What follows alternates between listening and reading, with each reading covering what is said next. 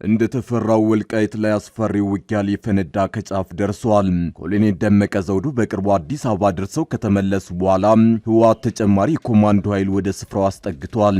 አርሚ 7 አዲስ ባሰራጨው ተንቀሳቃሽ ምስል ወልቃይትን ለመጨበጥ አዲስ ጦር አስመርቋል። ይህ የተመረቀው አዲስ ምልምል ጦር ድፍን ወልቃይትን እንዲያስመልስና እንዲቆጣጠር ተልእኮ ተሰጥቶታል። በዝርዝር የምናስደምጣችሁ ቀዳሚው ዘገባችን ነው። የህወሓቱ ጄኔራል የአማራ ተወላጆች ላይ ወታደራዊ አፈሳ እንዲደረግ ትዕዛዝ ሰጡ። ጄኔራሉ በርካታ የራያ አማራ ወጣቶችን በማፈስ ወደ ወታደራዊ ማሰልጠኛ እየላኩ መሆኑ ተሰምቷል። ይህ ጉዳይ ህወሓት በወታደሮች እጥረት መመታቱን ያመላከተ ነው ተብሏል።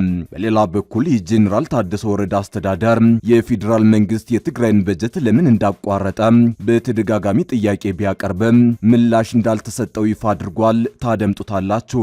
ኦፌኮ ህልውናውን ለማስቀጠል በአዲስ አበባ ተገድቦ የምርጫ ተሳትፎ እንደሚያደርግ አስታወቀ። የፕሮፌሰር መረራ ጉዲናው ኦፌኮ ምርጫ ከመሳተፍ ውጭ አማራጭ የለኝም የሚል አቋም ይዟል። ላለመሰረዝ ስል ብቻ በምርጫው እሳተፋለሁ ብሏል። ጠቅላይ ሚኒስትር አብይ አህመድ ከቀናት በፊት ምርጫ አይደረግም የሚሉት ስርዓተ መንግስቱን ለማፍረስ ነው ሲሉ ተናግረው ነበር። እንመለስበታለን። ትራምፕ ሶማሊያውያንን በአሜሪካ ማየት አልፈልግም አሉ። ፕሬዝዳንቱ በሀገራቸው ያሉ ሶማሊያውያን በአስቸኳይ ለቀው ይውጡ ሲሉ አስጠንቅቀዋል። ትሰሙታላችሁ። አክብሮታዊ ሰላምታችን በያላችሁበት የዓለም ዳርቻ የረሳችሁ የተወደዳችሁ የአንድ አፍታ ሚዲያ ቤተሰቦች ከአንድ አፍታ ለአሁኑ መደመጥ አለባቸው ያልናቸውን ዜናዎች ወደ እናንተ የምናደርስበት ሰዓት ላይ ተገኝተናል። አብራችሁን ትቆዩ ዘንድ ግብዣችን ነው።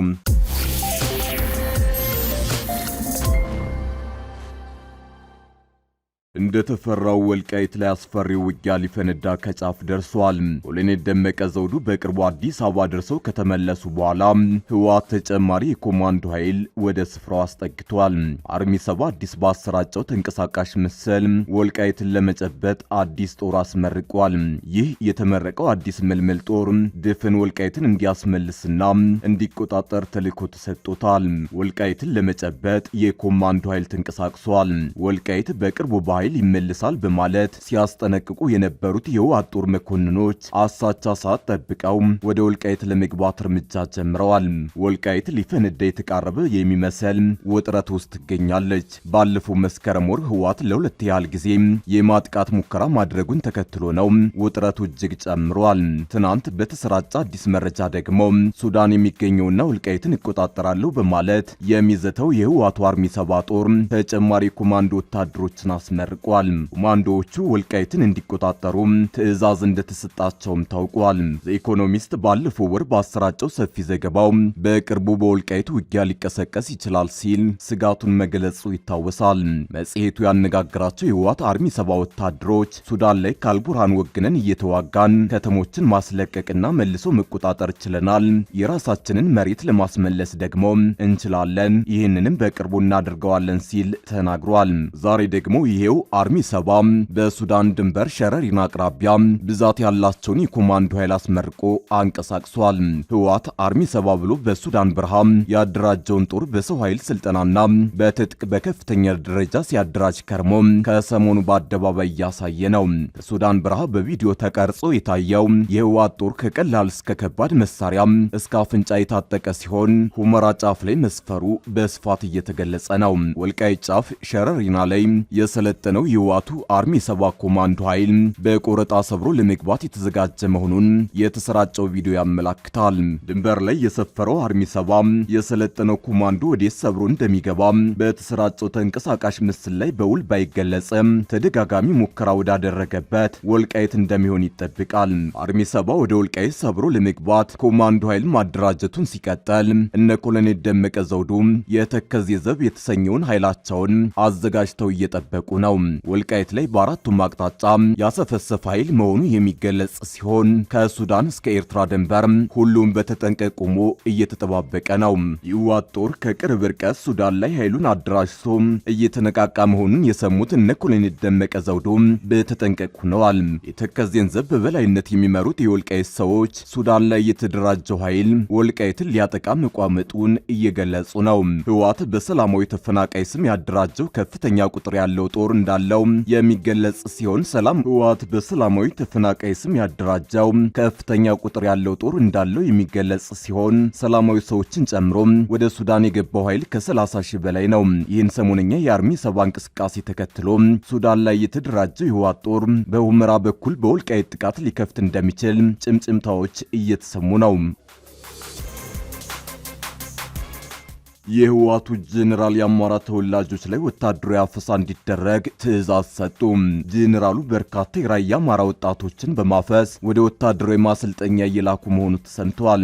ይህ ጉዳይ ህወሓት በወታደሮች እጥረት መመታቱን ያመላከተ ነው ተብሏል። በሌላ በኩል የጄኔራል ታደሰ ወረደ አስተዳደር የፌዴራል መንግስት የትግራይን በጀት ለምን እንዳቋረጠ በተደጋጋሚ ጥያቄ ቢያቀርብም ምላሽ እንዳልተሰጠው ይፋ አድርጓል። በራያ አካባቢ የሚንቀሳቀሰውን የህወሓትን ጦር የሚመሩት ጄኔራል ዮሐንስ ወይም ጆን መዲድ አደገኛ ትዕዛዝ ለጦራቸው ሰጥተዋል። ትዕዛዙ ወጣቶችን በግዳጅና በኃይል በማፈስ ወደ ወታደራዊ ካምፕ እንዲገቡ ማድረግና አቅም ያላቸውን ሰዎች በማገት ረብጣ ገንዘብ መቀበል የሚል ነው። ይህን ተከትሎ ህወሓት በተቆጣጠራቸው የራያ አካባቢዎች ላይ መጠነ ሰፊ አፈሳ እየተደረገ ነው።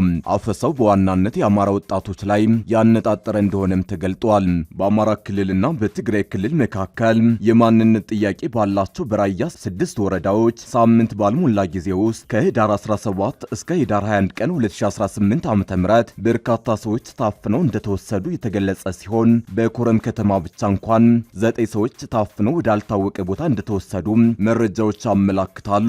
ከነዚህም ውስጥ 3ቱ የሃይማኖት አባቶችና የደብረ አስተዳዳሪዎች ሲሆኑ 6ቱ ደግሞ ሲቪል ሰዎች ናቸው ተብሏል። ይህ የሆነ ያለው በደቡባዊ ግንባር የትግራይ ኃይል የጦር መሪ በሆነው ጄኔራል ዮሐንስ ወልደ ጊዮርጊስ ጆን መዲድ ትዕዛዝ መሆኑን ነዋሪዎች ተናግረዋል። ይህ በእንዲህ እንዳለ የጄኔራል ታደሰ ወረደ አስተዳደር የፌዴራል መንግስት የትግራይን በጀት ለምን እንዳቋረጠ በተደጋጋሚ ጥያቄ ቢያቀርብም ምላሽ እንዳልተሰጠው ይፋ አድርጓል።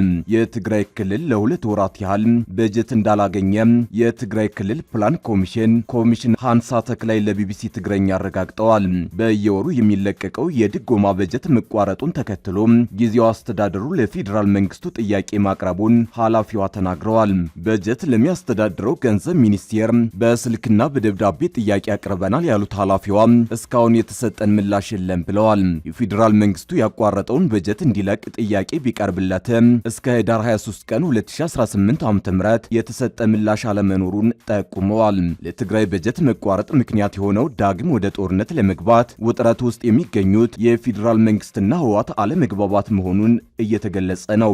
የበጀቱ መቋረጥ የፌዴራል መንግስትና በህወሓት መካከል ያለው የፖለቲካ ውጥረት ወደ ግጭት ሊያመራ ይችላል የሚለው ስጋት እንዲያይል አድርጓል። በፌዴራል መንግስት የተባለ ነገር ባይኖርም የጊዜው አስተዳደሩ ፕሬዝዳንት ሌተናል ጀነራል ታደሰ ወረደ በጀት መቋረጡን አረጋግጠዋል። ጄኔራሉ በጉዳዩ ላይ በሰጡት ማብራሪያ የፌዴራል መንግስት በጀት መያዙ ውጥረቱን በማባባስ ወደ ጦርነት ሊያስገባ እንደሚችል አስጠንቅቀዋል።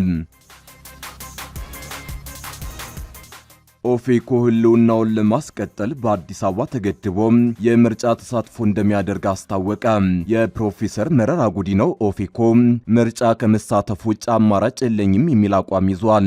ላለመሰረዝ ስል ብቻ በምርጫው ሳተፋለሁ ብሏል። ጠቅላይ ሚኒስትር አብይ አህመድ ከቀናት በፊት ምርጫ አይደረግም የሚሉት ስርዓተ መንግስቱን ለማፍረስ ነው ሲሉ ተናግረዋል። ከወራቶች በኋላ ይደረጋል የተባለው ምርጫ ጉዳይ ውዝግብ አንዣቦበታል። በርካታ የፖለቲካ ፓርቲዎች ምርጫውን ለማድረግ አስቻይ ሁኔታ የለም ቢሉም ጠቅላይ ሚኒስትር አብይ አህመድ ግን ከቀናት በፊት በሰጡት ገለጻ ምርጫ አይደረግም የሚሉት ስርዓተ መንግስቱን ለማፍረስ ነው ሲሉ ከሰዋል። ከዚህ ምርጫ ጋር ተያይዞ ታዲያ ኦፌኮ ቁርጥ አቋሙን አሳውቋል። ህልውናዬን ለህልውናዬ ስል ብቻ እወዳደራለሁ ብሏል። ጀዋር መሐመድና ፕሮፌሰር መረራ ጉዲና ኦፌኮ ከፓርቲነት ከመሰረዝ ለመትረፍ ሲል ብቻ ስልታዊ የምርጫ ተሳትፎ ለማድረግ ወስኗል። የፓርቲው ማዕከላዊ ኮሚቴ አድርጎታል በተባለው አስቸኳይ ስብሰባ ኦፌኮ ህልውናውን ለማስቀጠል ያክል ብቻ በአዲስ አበባ ከተማ ለመወዳደር ወስኗል ተብሏል። ማዕከላዊ ኮሚቴው በሀገሪቱ ውስጥ ያለውን አስቸጋሪ የፖለቲካና የጸጥታ ቀውስ ነጻና ፍትሃዊ ምርጫ ለማካሄድ አስቻይ አይደለም ብሏል። አስቻይ ሁኔታ በሌለበት የሚካሄደው ምርጫ ሁሉም የኢትዮጵያ ህዝቦች የሚፈልጉትን ሰላምና መረጋጋት ሆነ ዲሞክራሲያዊ አስተዳደር እንደማያመጣ ከወዲሁ የታወቀ ነው በማለት ተናግሯል። የተለያዩ የፖለቲካ መሪዎች በእስር ላይ መቆየ ቆይታቸው የነጻ ፕሬስና የዜጎች መብቶች ስልታዊ በሆነ መንገድ በመታፈናቸው የፖለቲካ ምህዳሩ እጅግ የጠበበ መሆኑን ገልጿል። ኦፌኮ የአባላቱን የእጩዎቹን የደጋፊዎቹንና የአጠቃላይ ህዝቡን ደህንነት የህይወት አደጋ ላይ በሚጥል ሁኔታ ምርጫ ለመሳተፍ አስቸጋሪ ሁኔታ እንደገጠመው አክሏል። ማዕከላዊ ኮሚቴው በሀገሪቱ ወቅታዊ ሁኔታ ላይ ባደረገው ሰፊ ግምገማ በአሁኑ ወቅት ነጻ ፍትሐዊና ሰላማዊ ምርጫ ለማካሄድ ሙሉ በሙሉ በሚባል ደረጃ አስቻይ ሁኔታ የለም የሚል ድምዳሜ ላይ ደርሷል። ለዚህም በምክንያትነት ያቀረበው በኦሮሚያ በአማራና በሌሎች ክልሎች በሚታዩ ወታደራዊ ግጭቶች የተከሰተውን የከፋ መፈናቀል፣ የህይወት መጥፋት፣ የፓርቲው አባላትን ጨምሮ የፖለቲካ መሪዎች በስር ላይ መቆየታቸው፣ የፓርቲ ቢሮዎች መዘጋታቸውና የነጻ ፕሬስና የዜጎች መብቶች መታፈን የፈጠረውን እጅግ የጠበበ የፖለቲካ ምህዳር ነው። ፓርቲው በህዝብ ደም ላይ ቆሞ ፖለቲካ አይሰራም በማለት የአባላቱንና የህዝቡን ደህንነት አደጋ ላይ በሚጥል መሰረታዊ ጉድለት ባለበት ምርጫ ሙሉ በሙሉ ለመሳተፍ እንደማይችል አስታውቋል። ምንም እንኳን ፓርቲው በምርጫው ሂደት ላይ እምነት እንደሌለው ቢገልጽም በምርጫው በከፊል ለመሳተፍ የተገደደው ህጋዊ ህልውናውን ለማስቀጠል መሆኑን ገልጿል። ኦፌኮ ስድስተኛውን ዙር አጠቃላይ ምርጫ ቦይኮት ማድረጉ ይታወሳል። አዋጅ ቁጥር 1162 ህዝባር 2011 እንደተሻሻለው አንድ የፖለቲካ ፓርቲ በሁለት ተከታታይ የምርጫ ወቅቶች ሳይሳተፍ የቀረ እንደሆነ ከምዝገባ ይሰረዛል ይላል። በመሆኑም ፓርቲው ከምዝገባ እንዳይሰረዝ ለማድረግ ሲል ምሳሌያዊና ስልታዊ ተሳትፎ በማድረግ በሚከተሉት ቦታዎች ብቻ እጩዎችን ለማቅረብ ወስኗል። አንደኛ በአዲስ አበባ ከተማ፣ ሁለተኛ የስራ አስፈጻሚ ኮሚቴ ግምገማ ደህንነቱ አስቻይ ነው ብሎ በሚያንጸባርቃቸው ጥቂት ሌሎች የምርጫ ክልሎች ብቻ ነው ሲል ወስኗል። ይህ ውሳኔ በሌሎች ሁሉም አካባቢዎች በተለይም በግጭት በተወጠሩ የኦሮሚያ አካባቢዎች መንግስት ሰላምና ደህንነትን ማረጋገጥ ባለመቻሉ ላይ ያለንን ጽኑ ተቃውሞ የሚገልጽ ነው ሲል ፓርቲው አስታውቋል። ትራምፕ ሶማሊያውያንን በአሜሪካ ማየት አልፈልግም አሉ። ፕሬዝዳንቱ በሀገራቸው ያሉ ሶማሊያውያን በአስቸኳይ ለቀው ይውጡ ሲሉ አስጠንቅቀዋል። አሜሪካው ፕሬዝዳንት ዶናልድ ትራምፕ የሶማሊያ ስደተኞች በአሜሪካ እንደማይፈለጉ በመግለጽ ለጋዜጠኞች ወደ መጡበት መመለስ አለባቸውና ሀገራቸው ጥሩ ያልሆነው በምክንያት ነው ሲሉ ተደምጠዋል። ማክሰኞ ዕለት በካቢኔ ስብሰባ ላይ እውነቱን ለመናገር በሀገራችን እንዲኖሩ አልፈልግም ብለዋል። ትራምፕ ወደ ሀገራችን ቆሻሻ መውሰድ ብንቀጠል አሜሪካ በተሳሳተ መንገድ ትሄዳለች ብለዋል። ኢሚግሬሽን ባለስልጣናት በሚኒሶታ ሰፊ የሶማሌ ማህበረሰብ ውስጥ ዘመቻ ያቀዱ ስለመሆናቸው እየተነገረ ባለበት ወቅት ትራምፕ ይህን የሚያንኳስስ አስተያየት ነው የሰጡት። የሚኒሶታ ግዛት ባለስልጣናት እቅዱ ከምስራቅ አፍሪካዊቷ ሀገር የመጡ የሚመስሉ የአሜሪካ ዜጎችን ያለአግባብ ጠራርጎ ሊያስወጣ እንደሚችል በመግለጽ አውግዘዋል። በጋራ ትዊን ሲቲስ የሚባሉ ሚኒያፖሊስና ሴንት ፖል የተባሉ በዓለም ላይ ካሉት ትላልቅ የሶማሌ ማህበረሰቦች መገኛ መካከል ናቸው። ከተሞቹ በአሜሪካ ውስጥ ትልልቆቹ የሶማሊያ ማህበረሰቦች መገኛ ናቸው። ትራምፕ ማክሰኞ ዕለት ለሰዓታት በቴሌቪዥን ከተላለፉ የካቢኔ ስብሰባ በኋላ በሰጡት አስተያየት በሀገራችን እንዲኖሩ አልፈልግም፣ እውነቱን እነግራችኋለሁ። እሺ፣ አንድ ሰው እንዴት ይህን ትክክለኛ አመለካከት አይደለም ሊል ይችላል? ግድ የለኝም፣ በሀገራችን እንዲኖሩ አልፈልግም ብለዋል።